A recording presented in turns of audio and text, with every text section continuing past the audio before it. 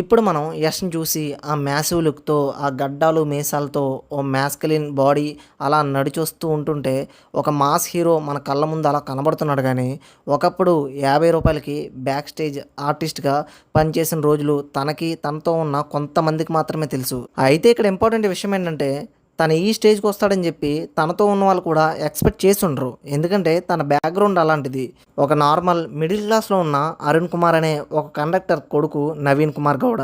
కర్ణాటకలోని హసన్ డిస్ట్రిక్ట్‌లో భువనహల్లి అనే చిన్న ఊర్లో పుట్టాడు తను. పెరిగింది మాత్రం మొత్తం మైసూర్‌లోనే. చిన్నప్పుడు స్కూల్లోనూ అక్కడక్కడ చూసి నాటకాల మీద ఎక్కువగా ఇంట్రెస్ట్ పెరిగింది. అప్పుడప్పుడు డ్యాన్స్ కాంపిటీషన్‌లో కూడా పాల్గొంటూ ఉండేవాడు. సో, ఈ విధంగా సినిమా మీద కొంచెం పిచ్చుండేది. అయితే ఒక నార్మల్ మిడిల్ క్లాస్ కుటుంబం ఎలా ఆలోచిస్తది? నవీన్ కుమార్ గౌడ వాళ్ళ తల్లిదండ్రులు కూడా ఇదే చెప్పారు. గవర్నమెంట్ ఉద్యోగానికి ట్రై చెయి అని చెప్పి చాలా సార్లు పట్టుబట్టారు.